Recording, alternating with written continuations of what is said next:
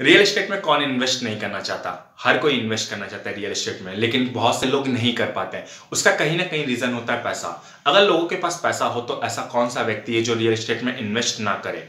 लेकिन आज के वीडियो में मैं आपको 5 इजी स्टेप्स में बताऊंगा आप कैसे रियल एस्टेट इन्वेस्टिंग स्टार्ट कर सकते हो।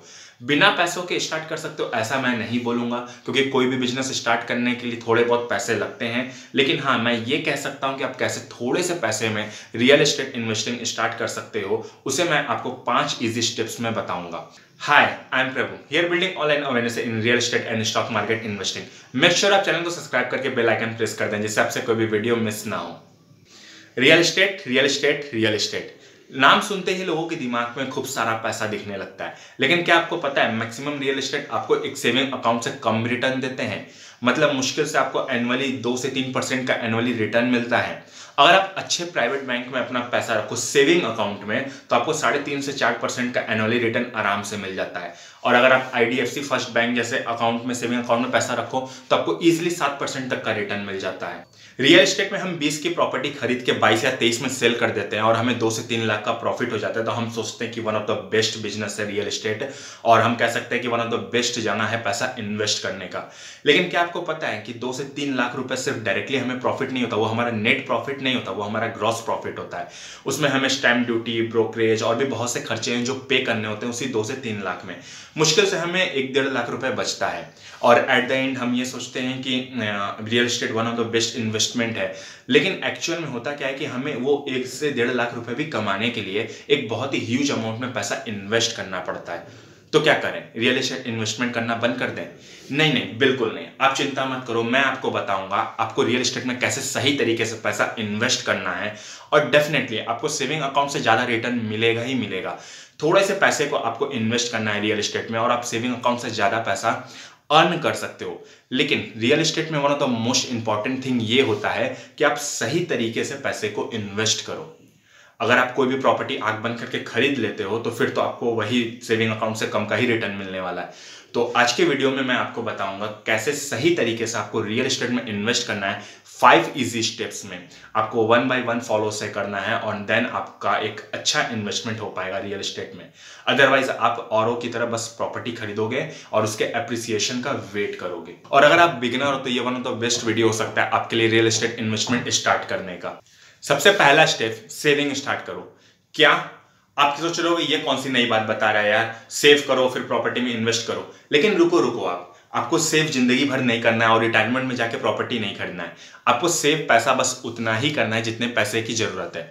जिस भी लोकेशन पे आप प्रॉपर्टी खरीदना चाहते हो, एक बार आप उस लोकेशन पे जाओ और वहां का मार्केट रेट पता करो प्रॉपर्टी का। अब आपको समझाने के लिए मैं अज्यूम करता हूं कि उस मार्केट का प्रॉपर्टी रेट जो है वो 20 लाख रुपए है। अब ये सभी को पता है कि 20 लाख रुपए मार्केट रेट है, लेकिन एक्चुअल में जो गवर्नमेंट प्राइस होता है या पेपर प्राइस होता है वो ऑलमोस्ट हाफ होता है। मतलब 10 लाख रुपए होता है और 10 लाख रुपए हमें ब्लैक में पे करना होता है। और ब्लैक मनी में मैं डिटेल में नहीं जाऊंगा, ये ब्लैक मनी का वीडियो नहीं है। लेकिन मैं मान के चलता हूँ कि हाँ, ऑलमोस्ट हाफ हमें देना होता है ब्लैक में और ऑन पेपर हमें हाफ देना होता है। प्रॉपर्टी प्राइस आपको पता चल गया गवर्नमेंट रेट से 10 लाख रुपए। उस 10 लाख का 20% 2 लाख रुपए आप सेविंग स्टार्ट कर दो, या आपके पास हो तो बहुत ही अच्छी बात है। और जो आपको ब्लैक में पे करना है, या हम कह सकते हैं जो नॉन रिकॉर्डेड मनी है 10 लाख रुपए, वो भी आपके पास होना चाहिए, या कहीं से आप उसका जुगाड़ कर लो या फिर आप सेव करना स्टार्ट कर दो। मतलब टोटल 12 लाख रुपए आपके पास होने चाहिए। ये 12 लाख रुपए को आपको कैसे यूज करना है इन्वेस्टिंग के लिए, वो मैं आपको इस वीडियो में आगे बताऊंगा। तो आप इस वीडियो को ध्यान से बिना स्किप किए देखते रहिए। स्टेप 2 जो आपकी हेल्प करेगा रियल एस्टेट इन्वेस्टिंग में। सबसे पहले आप अपना इनकम प्रूफ बनवाओ। इंडिया में इनकम प्रूफ ITR होता है, इनकम टैक्स रिटर्न। अगर आपके इनकम 5 लाख या उससे कम है तो आप ITR इजीली बनवा सकते हो और आपको कोई भी टैक्स पे नहीं करना होगा। न्यू टैक्स रिजीम के हिसाब से अगर आपकी इनकम 5 लाख तक हो या उससे कम हो तो आपको कोई भी टैक्स पे नहीं करना है और इसे आप इजीली ऑनलाइन भर सकते हो। अगर आपको समझ में नहीं आ रहा है कि आप ऑनलाइन इसका प्रोसेस कैसे करोगे तो आप किसी एक्सपर्ट्स को हायर कर सकते हो जो आपसे 500 से लेकर 3000 तक चार्ज करेंगे। लेकिन मैं आपको रिकमेंड करूंगा, अगर आपकी इनकम 5 लाख तक है तो आप किसी एक्सपर्ट्स को हायर मत करो। आप आप किसी ऐसे पर्सन के पास जाओ जिसे ITR भरने आता हो, जो आपसे कम चार्ज करेगा। आपको टैक्स तो देना नहीं है और आपका टैक्स किसी भी हाल में नहीं बचने वाला, तो आप किसी ऐसे पर्सन के पास जाओ जो आपसे कम चार्ज करे। लेकिन अगर आपकी इनकम 5 लाख से ज़्यादा है, जैसे मैं मानता हूँ कि आप 30% स्लैब ब्रैकेट में आते हो, तो आपको डेफिनेटली एक्सपर्ट्स के पास जाना चाहिए, क्योंकि वो सेक्शंस और एग्जम्पशंस लगा के आपका अच्छा खासा पैसा टैक्स के फॉर्म में सेव कर देगा। अगर आप किसी एरो गैरो के पास चल जाओगे तो आपको टैक्स पे करना पड़ जाएगा, पता नहीं उन्हें सेक्शंस और एग्जम्पशंस पता भी होंगे या नहीं होंगे। तो आप किसी एक्सपर्ट के पास जाओगे तो आप 2-2.5 हज़ार रुपये भले दोगे, लेकिन आपका अच्छा खासा पैसा टैक्स के फॉर्म में बच जाएगा। इनकम प्रूफ आपको बहुत हेल्प करेगा रियल एस्टेट इन्वेस्टिंग में। आप ITR को कैसे यूज करोगे रियल एस्टेट इन्वेस्टमेंट में, वो मैं आपको स्टेप 3 के बाद बताऊंगा। स्टेप 3 फॉलो करना बहुत ही जरूरी है ITR को सही तरीके से यूज करने के लिए। तो आप वीडियो को बिना स्किप किए ध्यान से देखते जाओ और आपको सब कुछ ईजिली समझ में आएगा। और अगर आपको वीडियो अच्छा लग रहा है तो जल्दी से आप इस वीडियो को लाइक कर दो, जिससे मैं ऐसे ही वीडियो आपके लिए बनाता रहूंगा और मुझे भी पता चलेगा कि हाँ, आपको वीडियो पसंद आ रहा है। स्टेप 3, आप अपना क्रेडिट स्कोर बिल्ड करो। सिविल स्कोर बहुत ज्यादा मैटर करता है अगर आप फ्यूचर में प्लानिंग कर रहे हो बहुत बड़े रियल एस्टेट इन्वेस्टमेंट का। सिविल स्कोर बिल्ड करने का बहुत ही सिंपल सा तरीका है, आप क्रेडिट कार्ड ले लो। क्रेडिट कार्ड आपकी हेल्प करेगा एक अच्छा क्रेडिट स्कोर बनाने में। क्रेडिट कार्ड को आप अपने डे टू डे लाइफ में यूज करो परचेजिंग के लिए, लेकिन आप क्रेडिट कार्ड को तभी यूज करो जब आपके पास उतना पैसा आपके बैंक अकाउंट में हो। अगर आप कोई चीज परचेज कर रहे हो तो आप उसे क्रेडिट कार्ड के मीडियम से पे करो, मतलब आपके पास वो पैसा ऑलरेडी आपके बैंक अकाउंट में है, बट आप डेबिट कार्ड की जगह पर क्रेडिट कार्ड का मीडियम यूज कर रहे हो उसे पे करने के लिए, और लेटर ऑन आप वो पैसा अपने बैंक अकाउंट से उसे दे दोगे टाइमली। एक चीज का आप ध्यान रखना, क्रेडिट कार्ड जितना जल्दी आपका क्रेडिट स्कोर बनाता है, जितना अच्छा आपका क्रेडिट स्कोर बनाता है, ये चीज आप ध्यान रखना कि उतना ही जल्दी आपका क्रेडिट स्कोर बिगाड़ता भी है। एक डिफॉल्ट पेमेंट आपका अच्छा खासा क्रेडिट स्कोर बिगाड़ सकता है। तो आप क्रेडिट कार्ड जब भी यूज करना, आप उसे टाइमली उसका पेमेंट करते रहना। अगर आपको क्रेडिट कार्ड के बारे में डिटेल में जानना है तो मैंने उस पर ऑलरेडी एक वीडियो बनाया हुआ है। इस वीडियो को आप पूरा देख लो, उसके बाद आप उस वीडियो को जाके देख लेना। उस वीडियो का लिंक मैं इस वीडियो के डिस्क्रिप्शन बॉक्स में दे दूंगा। ऊपर के तीनों स्टेप्स आपने बहुत ही अच्छे से फॉलो कर लिए हैं। 20% आपने गवर्नमेंट प्रॉपर्टी रेट के हिसाब से सेव कर लिया। 10 लाख रुपए जो आपको नॉन रिकॉर्डेड पे करना है ब्लैक में, वो हो गया। मतलब टोटल आपके पास 12 लाख की सेविंग हो गई, आपके पास इनकम प्रूफ हो गया और आपका अच्छा खासा क्रेडिट स्कोर भी बन चुका है। नाउ अब आता है step 4, do your own research and pre qualified.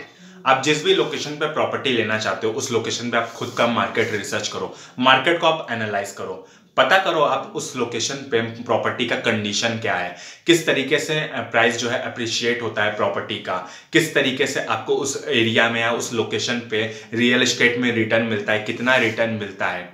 आप अपना खुद का एक डिटेल एनालिसिस करो, मार्केट एनालिसिस करो, आप लोकेशन का एनालिसिस करो और आप अपने प्रॉपर्टी का एनालिसिस करो। आप जो भी प्रॉपर्टी लेना वाले हो या आप लेना चाहते हो, प्री क्वालिफाइड और प्री चेक आप जरूर कर लेना नेक्स्ट एक्शन लेने से पहले, जो मैं आपको बताने वाला हूं।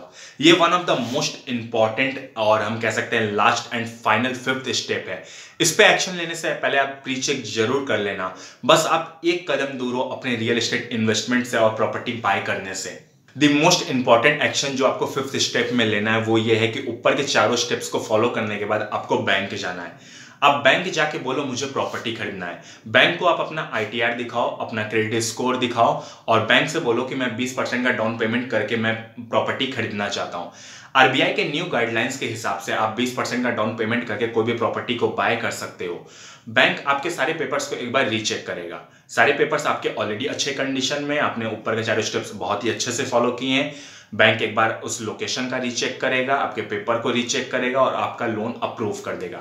बैंक ने अगर आपका एक बार लोन अप्रूव कर दिया तो समझो आपको प्रॉपर्टी मिल गई, आपका इन्वेस्टमेंट हो गया और आपका इन्वेस्टमेंट सक्सेसफुल हो गया। That is a happy investing. Property लेने के बाद आपको आगे क्या करना है वो मैं आपको किसी और वीडियो में बताऊंगा, क्योंकि ऑलरेडी ये वीडियो काफी लंबा हो चुका है। अगर आप इस वीडियो का सेकंड पार्ट चाहते हो या फिर आप किसी और टॉपिक पे मुझसे वीडियो चाहते हो तो आप नीचे कमेंट करके मुझे जरूर बता देना, मैं उस पर आपके लिए वीडियो बना दूंगा। अगर आप इस वीडियो का सेकंड पार्ट चाहते हो तो इस वीडियो में मैं आपको आगे का और प्रोसेस बताऊंगा, कैसे आप और प्रॉपर्टीज को बाय कर सकते हो एग्जिस्टिंग पैसे से जो आपके पास है उसे यूज करके। तो आप कमेंट करना बिल्कुल मत भूलना नीचे। शेयर करें ये वीडियो वो लोगों के साथ जो रियल एस्टेट और स्टॉक मार्केट इन्वेस्टिंग में इंटरेस्टेड है, और ऐसे ही वैल्यूएबल रियल एस्टेट और स्टॉक मार्केट इन्वेस्टिंग सीखने के लिए चैनल को सब्सक्राइब करके बेल आइकन प्रेस कर दें, जिससे आपसे कोई भी वीडियो मिस ना हो।